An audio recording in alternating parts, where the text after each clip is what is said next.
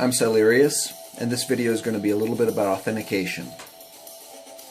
There are three main parts to authentication, three kinds of authentication features. There's something you know. This would be something like a password or your mother's maiden name or something like that.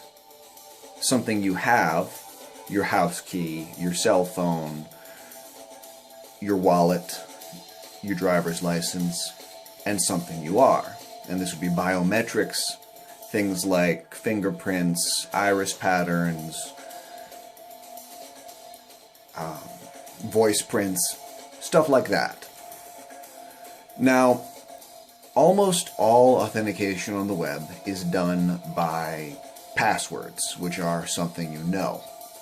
And the problem with that is a single factor of authentication. That is one thing for people to break or acquire, and then they've got your account.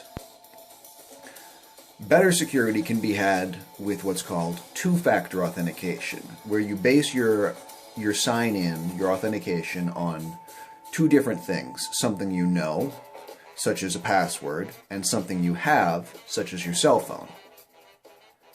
There are a few main sites that allow two-factor authentication, and this isn't an exhaustive list by any means, but here's some of the major ones.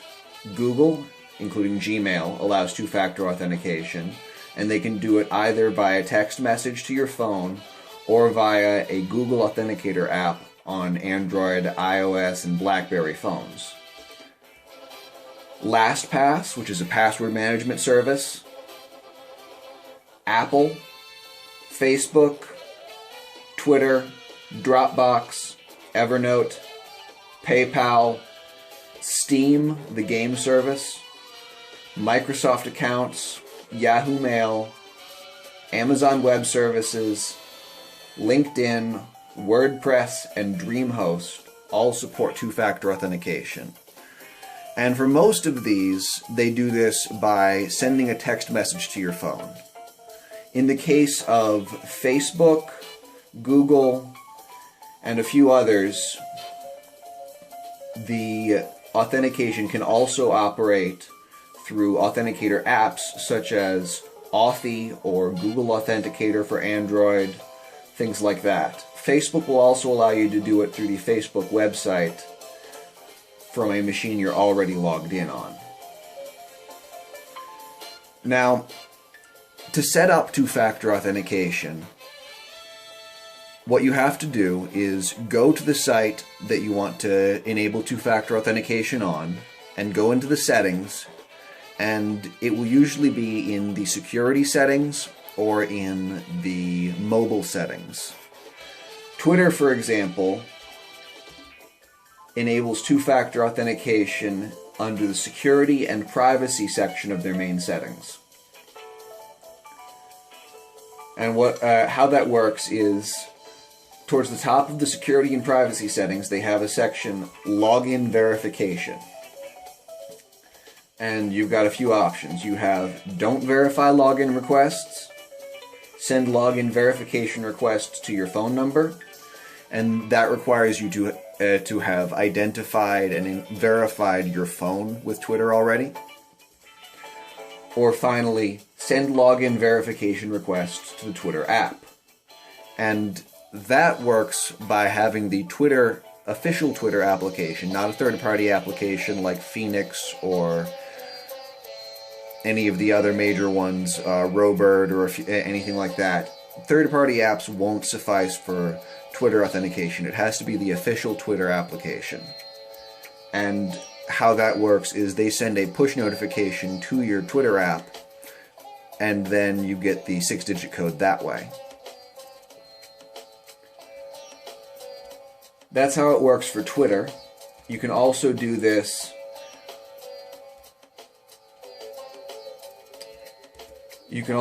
on things like Dropbox and Evernote, which are a file storage and a note-taking service, respectively, and both of them support Google Authenticator. Google Authenticator is an Android, iPhone, and BlackBerry app that allows you to authenticate the app with your account, and it generates a one-time password on demand, and I believe even offline, for any account you configure it for. Google Authenticator and apps like this are very, very helpful because you can then authenticate much more securely. And let me explain why Google Authenticator and other forms of two-factor authentication are a better option than simple password authentication. With single-factor authentication, like just a password, the only additional security you have is the account fails over to an even less secure thing you know. So for example, say you're verifying your bank account. You have your password, and if you can't log in with your password, they might ask you some security questions like your mother's maiden name and things like that. And this all depends on things you know, which someone with a dedicated enough PI or good research skills might be able to figure out. On the other hand, if you use two-factor authentication, then every time you want to sign into your account, you don't just have to know your password.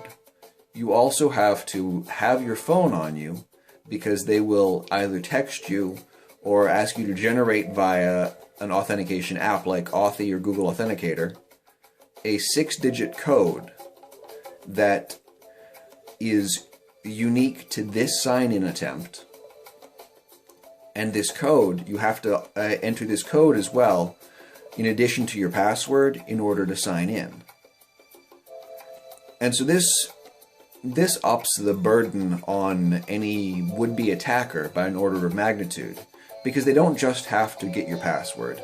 They have to get your phone, or snoop your phone number, or spoof your phone number on the phone network in order to intercept your text message. And that adds a whole new depth of complexity to any attack.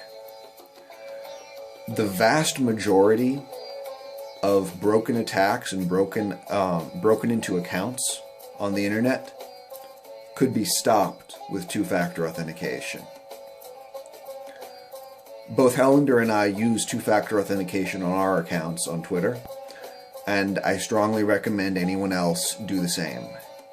It is a simple, easy, straightforward precaution that only adds a little bit of effort to your sign-ins, and the result is massively increased security.